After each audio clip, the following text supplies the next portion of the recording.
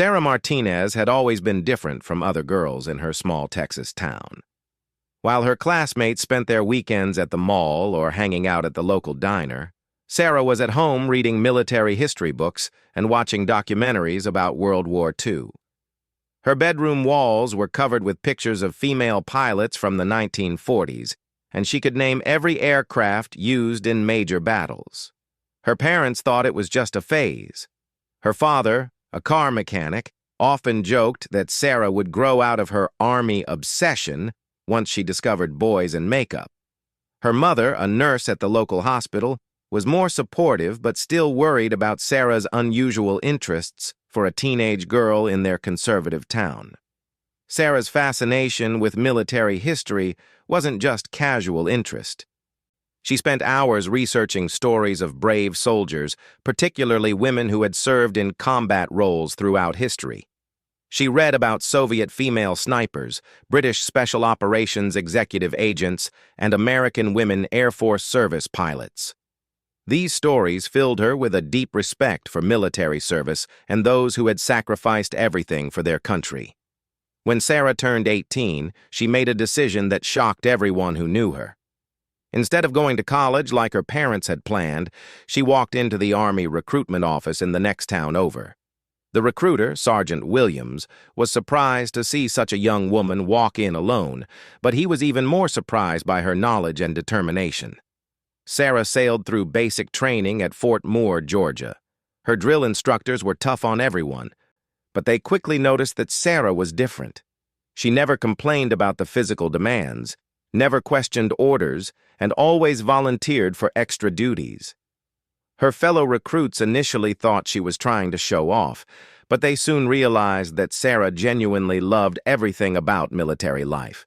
After basic training, Sarah specialized in communications and was eventually stationed at Fort Campbell, Kentucky, with the 101st Airborne Division. She thrived in the structured environment and made friends with soldiers from all over the country. For the first time in her life, she felt like she truly belonged somewhere. During her second year of service, Sarah's unit was deployed to Afghanistan. She was excited but also nervous about her first deployment to a combat zone. The reality of war was different from the history books she had read. The heat, the dust, the constant threat of danger, and the weight of responsibility were overwhelming at first. Sarah's job involved maintaining communication systems between different military units. She worked long hours in a communications center, ensuring that vital information flowed smoothly between commanders in the field and headquarters. It was demanding work that required complete concentration and accuracy, as any mistake could potentially cost lives. One particularly difficult mission changed everything for Sarah. Her unit was supporting a rescue operation to evacuate wounded soldiers from a remote outpost that had come under attack. The communication systems had been damaged in the fighting, and Sarah volunteered to go with a small team to repair the equipment on site. The journey to the outpost was dangerous. They traveled in armored vehicles through areas known to have enemy activity. When they arrived, Sarah could see the evidence of the fierce battle that had taken place. Buildings were damaged, equipment was destroyed, and wounded soldiers were waiting for medical evacuation. While Sarah worked to repair the damaged communication equipment, the outpost came under attack again. Rockets and gunfire erupted around them, and everyone took cover. Sarah found herself in a bunker with several wounded soldiers who were too injured to move to better shelter. Among the wounded was a young soldier named Michael Thompson, barely 20 years old, who had been shot in the leg and was losing a lot of blood. The medic had already done what he could, but Michael needed immediate evacuation to survive. The problem was that the communication system was still down, and they couldn't call for the medical helicopter. Sarah realized that she had to get the communication equipment working, even though it meant exposing herself to enemy fire. She crawled from the bunker to where the damaged radio equipment was located. Bullets whizzed overhead as she worked frantically to repair the connections and get the system operational. After what felt like hours, but was probably only minutes, Sarah managed to restore communications. She immediately called for medical evacuation and provided the coordinates for the landing zone. The medical helicopter arrived within 20 minutes, and Michael and the other wounded soldiers were successfully evacuated. Later, Sarah learned that Michael had survived his injuries and would make a full recovery. The knowledge that her actions had helped save lives filled her with a sense of purpose she had never experienced before.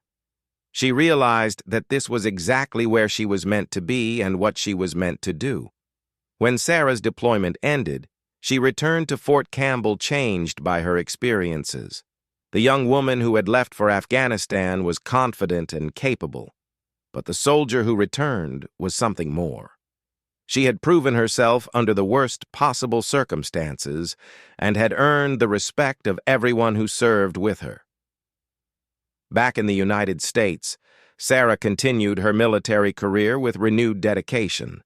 She was promoted to sergeant and eventually became responsible for training new soldiers in communications procedures.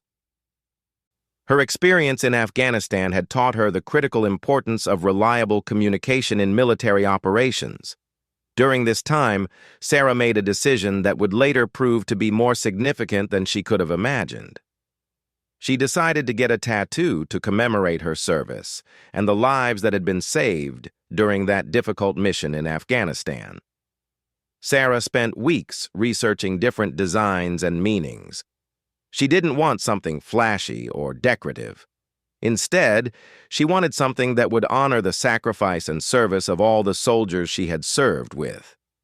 After much consideration, she chose a design that combined several meaningful elements. The tattoo was placed on her upper arm, where it would normally be covered by her uniform sleeve. It featured an eagle representing freedom and the United States, surrounded by a circle of stars. Below the eagle were crossed radio antennas, representing her role in military communications. At the bottom of the design were coordinates that marked the exact location of the outpost where she had helped save Michael's life. Most people who saw the tattoo assumed it was just a patriotic design that Sarah had chosen because she was a soldier. They saw the eagle and stars and thought it was similar to many tattoos that military personnel often got. Even other soldiers usually assumed it was just a standard military tattoo without any special significance. Sarah never explained the real meaning of her tattoo to anyone except her closest friends. She felt that the experience it represented was too personal and significant to share casually with people who might not understand. The tattoo was her private way of carrying the memory of that day in Afghanistan and honoring the bonds she had formed with her fellow soldiers. After completing her first enlistment, Sarah faced a difficult decision. She could leave the military and use her benefits to go to college, or she could continue her military career. Her parents encouraged her to leave the army and start a normal life, perhaps getting married and starting a family like other young women her age. But Sarah knew that the military was more than just a job for her. It was her calling, her purpose, and her home. She decided to re-enlist and continue serving her country. This decision meant she would miss many family gatherings, holidays, and other important events, but she felt it was the right choice. Sarah's second enlistment took her to different bases around the world. She served in South Korea, Germany, and various locations throughout the United States. Each assignment brought new challenges and opportunities to grow as a soldier and as a person. She continued to excel in her career and was eventually promoted to staff sergeant.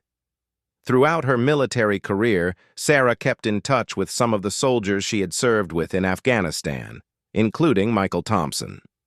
She learned that he had completed his recovery and had also decided to make the military his career.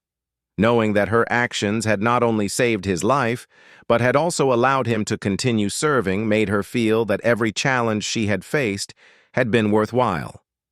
As the years passed, Sarah's tattoo became just another part of who she was.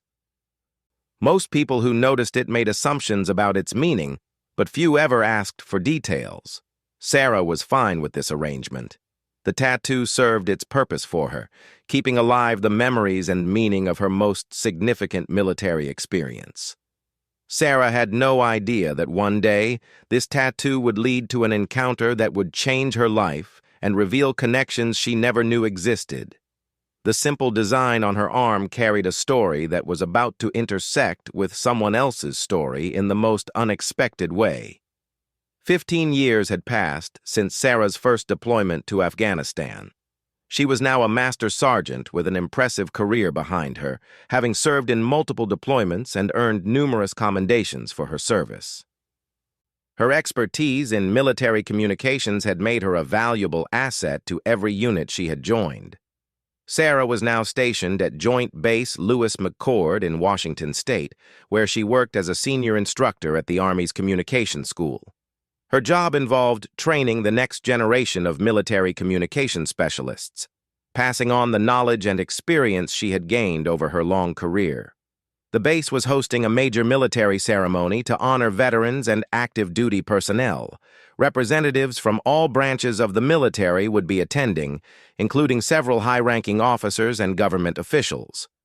Sarah had been assigned to coordinate the communication systems for the event, ensuring that everything would run smoothly. The ceremony was scheduled to take place on a warm September morning. The base's main parade ground had been decorated with flags and banners, and bleachers had been set up for the hundreds of attendees expected to arrive. Sarah and her team had spent weeks preparing the sound systems, radio networks, and other communication equipment needed for such a large event. On the morning of the ceremony, Sarah arrived at the base early to conduct final checks on all the equipment. She wore her dress uniform, complete with all the ribbons and medals she had earned during her career. Her tattoo was completely covered by her long-sleeved uniform jacket, as it always was during official military functions. The ceremony began with the presentation of colors and the national anthem. Sarah watched from her position near the Communication Control Center, proud to be part of such an impressive display of military tradition and honor. The base commander gave opening remarks, followed by speeches from various dignitaries. The main event was the presentation of awards to several service members who had distinguished themselves through exceptional service. Among those being honored was Colonel James Morrison, a decorated officer who was receiving recognition for his leadership during recent overseas operations. As Colonel Morrison approached the podium to receive his award, Sarah noticed something that made her pay closer attention. The colonel appeared to be much older than she had expected, probably in his 60s, with gray hair and a weathered face that spoke of many years of military service. There was something familiar about him, though Sarah couldn't quite place where she might have seen him before. After the awards ceremony, there was a reception in the base's main hall. Service members, veterans, and their families mingled while enjoying refreshments and conversation. Sarah had finished her duties with the communication equipment and was now free to attend the reception. The hall was crowded and noisy, filled with people sharing stories and reconnecting with old friends. Sarah found herself standing near a display of historical military photographs when she overheard a conversation between Colonel Morrison and another officer. "The worst part wasn't the enemy fire," Colonel Morrison was saying. "It was knowing that my son was out there somewhere wounded and I couldn't do anything to help him. If it hadn't been for that young soldier who got the communications working again, I might have lost him forever." Sarah's heart stopped. She turned to look at Colonel Morrison more carefully, and suddenly she realized why he had seemed familiar. The shape of his face, his eyes, his mannerisms, they were all very similar to Michael Thompson, the young soldier she had helped save in Afghanistan 15 years earlier. Sarah found herself walking toward Colonel Morrison, though she wasn't sure what she intended to say. As she approached, she heard him continuing his conversation with the other officer. "Michael was just a kid then, barely 20 years old. He'd joined the Army against my wishes, wanting to prove himself. I was serving in a different unit, and when I heard that his outpost had come under attack, I felt helpless. The communication systems were down, and we had no way of knowing what was happening." The other officer nodded sympathetically. "But he survived, didn't he?" I think I remember hearing about that rescue operation.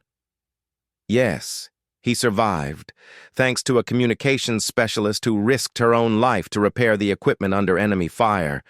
I never learned her name, but I owe her everything. Michael not only survived, but went on to have a successful military career. He's a lieutenant colonel now, serving overseas. Sarah's hands began to shake as the full significance of what she was hearing sank in. Michael Thompson, the young soldier she had helped save, was Colonel Morrison's son. The coordinates tattooed on her arm marked the exact spot where she had saved the life of this man's child. Sarah stood there for several minutes, trying to decide whether she should introduce herself. Part of her wanted to walk away and leave the colonel with his memories, but another part of her felt that this meeting was somehow meant to happen. Finally, Sarah took a deep breath and approached Colonel Morrison. "Excuse me, sir," she said formally. "I couldn't help but overhear your conversation about your son, Michael." Colonel Morrison turned to look at Sarah, taking in her master sergeant rank and the impressive array of ribbons on her uniform. "Yes, what about it?" "I believe I knew your son, sir. I served with him in Afghanistan 15 years ago." Colonel Morrison's expression immediately became more interested. "Really? Were you at the outpost when it came under attack?" Sarah nodded. "Yes, sir. I was part of the communications team that was sent to repair the equipment." Colonel Morrison stared at her for a long moment, his eyes widening as he began to understand what Sarah was telling him. "Are you saying that you were the soldier who fixed the radio? The one who called in the medical evacuation?" "Yes, sir. I was the communications specialist who restored contact with headquarters and called for the medical helicopter." For a moment, Colonel Morrison couldn't speak. He stood there looking at Sarah as if he couldn't believe what he was hearing. Other conversations in the hall continued around them, but for both Sarah and Colonel Morrison, everything else seemed to fade into the background. "I can't believe it," Colonel Morrison finally said, his voice barely above a whisper. "After all these years. I never thought I would meet you. I don't even know your name." "Master Sergeant Sarah Martinez, sir."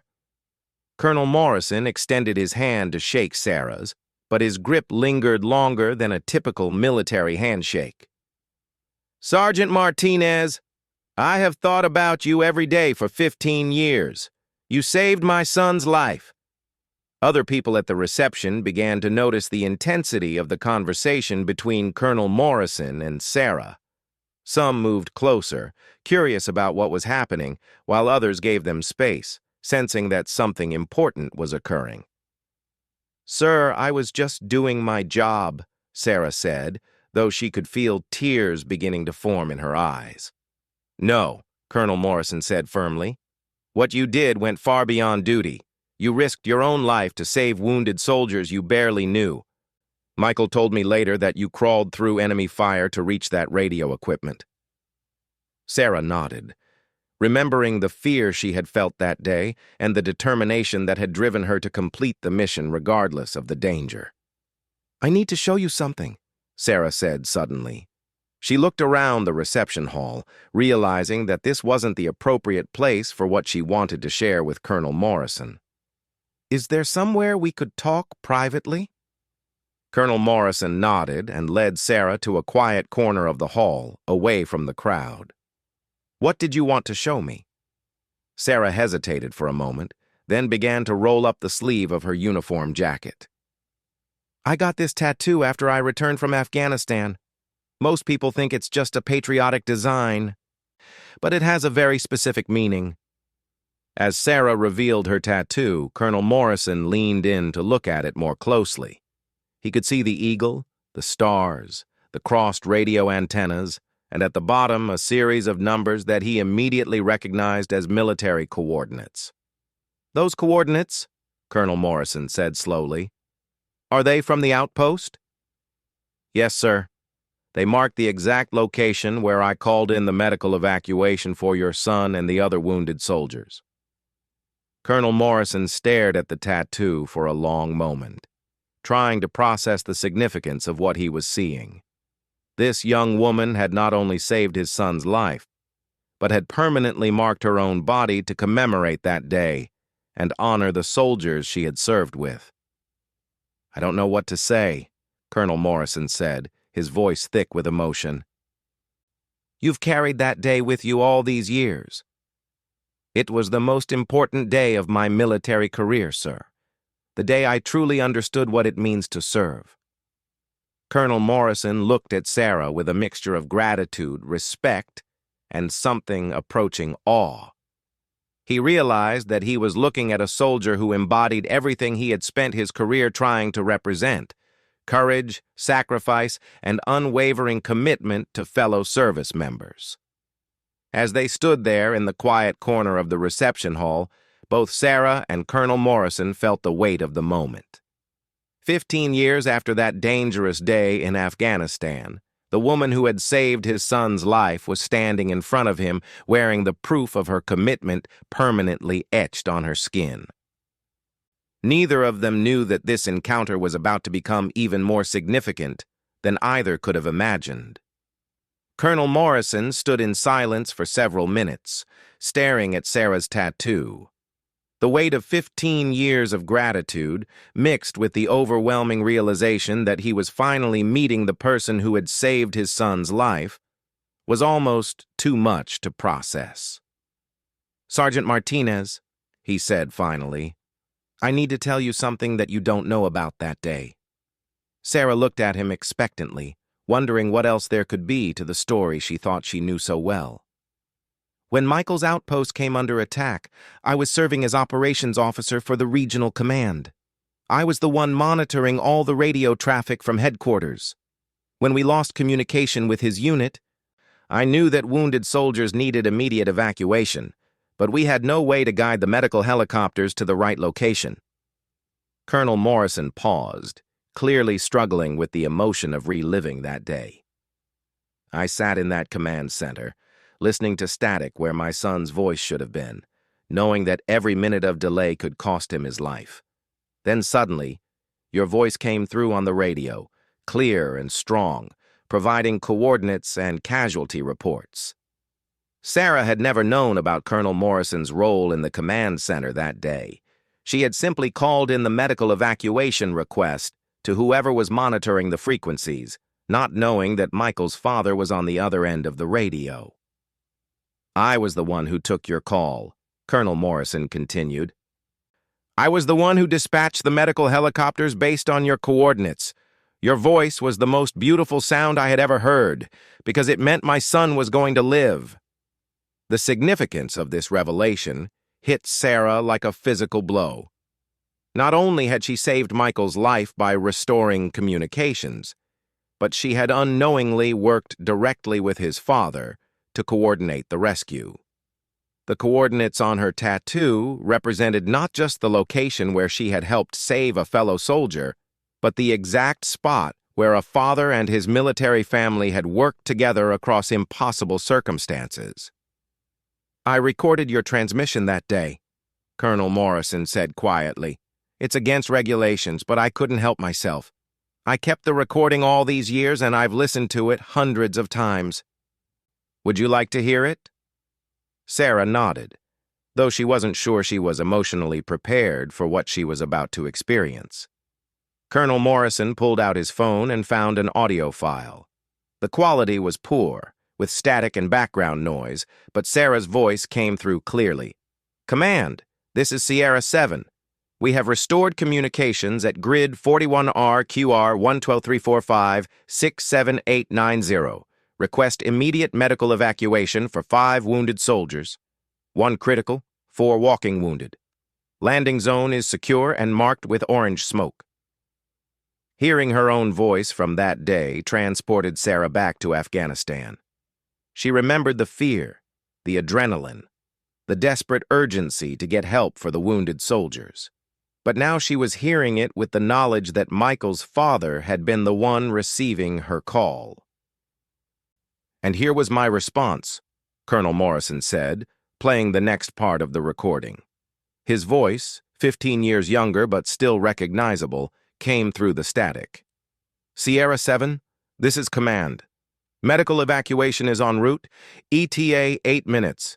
Outstanding work, soldier.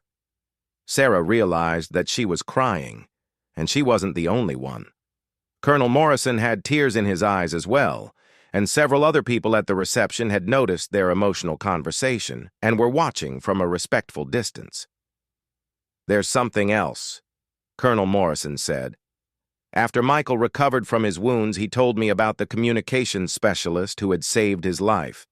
He described a young woman who had risked everything to repair the radio equipment under enemy fire. He said he never learned her name, but he would never forget her courage." Sarah wiped her eyes, trying to compose herself in the formal setting of the military reception. "How is Michael now? You mentioned he's a lieutenant colonel?" Colonel Morrison's face lit up with pride. "He's serving in Germany right now, commanding a communications battalion. He followed in your footsteps, actually. After his recovery, he cross-trained into communications, saying that his experience had taught him how critical reliable communication is in military operations." The irony was not lost on Sarah. The young soldier she had saved had been inspired by her actions to pursue the same military specialty that had enabled her to save him in the first place. "I want to contact him," Colonel Morrison said suddenly. "I want him to know that I've met you." "Would that be all right?" Sarah nodded enthusiastically. "I would love to reconnect with him. I've wondered about him over the years." Colonel Morrison immediately pulled out his phone and began composing a message to his son. As he typed, he explained what he was writing. "Michael, you're not going to believe this. I'm at a ceremony at Lewis McChord, and I just met Master Sergeant Sarah Martinez, the communications specialist who saved your life in Afghanistan 15 years ago." Within minutes, Colonel Morrison's phone rang. Michael was calling from Germany, despite the time difference. "Dad, is this real? Are you really with the soldier who saved my life?" Colonel Morrison handed the phone to Sarah. "Michael, this is Sarah Martinez." "Sergeant Martinez." Michael's voice came through the phone, filled with emotion. "I can't believe this is happening. I have thought about you so many times over the years." "I've thought about you too, Michael. Your father just told me that you went into communications yourself." "You inspired me," Michael said simply. "What you did that day showed me the difference that one person can make. I wanted to be able to do the same thing for other soldiers that you did for me." As Sarah talked with Michael on the phone, she noticed that a crowd had begun to gather around her and Colonel Morrison. Other service members at the reception had realized that something significant was happening, and word was spreading about the reunion taking place. Among the people who had gathered was General Patricia Hayes, the commanding general of the base. She had been observing the emotional conversation between Sarah and Colonel Morrison and had approached to see if there was anything she could do to help. "Colonel Morrison," General Hayes said quietly, "is everything all right here?" Colonel Morrison turned to address the general, his face still showing the emotion of the reunion. "General Hayes, I'd like you to meet Master Sergeant Sarah Martinez. 15 years ago, she saved my son's life in Afghanistan." General Hayes looked at Sarah with immediate interest and respect. "Is that so? Tell me about it, Sergeant Martinez." Sarah gave a brief account of the events in Afghanistan, focusing on the military facts rather than the personal significance. But Colonel Morrison interrupted to provide additional context. "General, what Sergeant Martinez isn't telling you is that she crawled through enemy fire to repair communication equipment, enabling the medical evacuation of wounded soldiers, including my son. The coordinates of that location are tattooed on her arm as a permanent reminder of her service." General Hayes asked to see the tattoo, and Sarah once again rolled up her sleeve. The general examined the design carefully, noting the military precision of the coordinates and the significance of the other elements. "Sergeant Martinez," General Hayes said formally, "I think everyone here should hear this story." Before Sarah could object, General Hayes had walked to the front of the reception hall and was asking for everyone's attention. The conversations gradually died down as people turned to listen to what the commanding general had to say. "Ladies and gentlemen," General Hayes announced, "we have just witnessed something remarkable. Master Sergeant Sarah Martinez, who is here with us tonight, and Colonel James Morrison have just been reunited 15 years after an incident in Afghanistan where Sergeant Martinez's actions directly saved the life of Colonel Morrison's son." The reception hall fell completely silent as General Hayes continued. "Sergeant Martinez risked her own life to restore communications under enemy fire, enabling the medical evacuation of wounded soldiers. She has carried the coordinates of that location as a tattoo for 15 years, honoring her service and the lives that were saved." General Hayes gestured for Sarah to join her at the front of the hall. Reluctantly, Sarah walked forward, feeling the eyes of hundreds of people on her. "Sergeant Martinez," General Hayes said, "would you please show everyone your tattoo and explain its significance?" Sarah rolled up her sleeve once more and held up her arm so that everyone in the hall could see the tattoo. The room remained completely quiet as she explained the meaning of each element of the design. When Sarah finished her explanation, Colonel Morrison stepped forward. "General Hayes, if I may," he said. General Hayes nodded, and Colonel Morrison walked to where Sarah was standing. For a moment, he simply looked at her, this woman who had saved his son and who had unknowingly worked with him to coordinate the rescue. Then, in a gesture that surprised everyone in the hall, including Sarah, Colonel Morrison came to attention and rendered a perfect military salute. But this wasn't the crisp, formal salute of military protocol.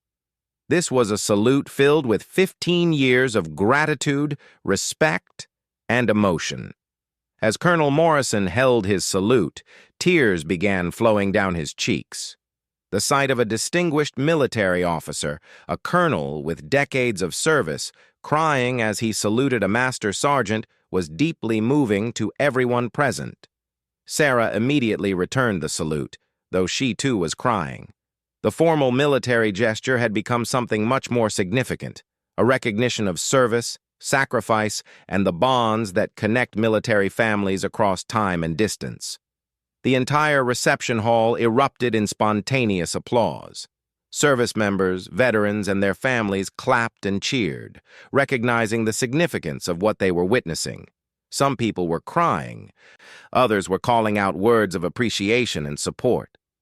General Hayes allowed the applause to continue for several minutes before raising her hand for quiet.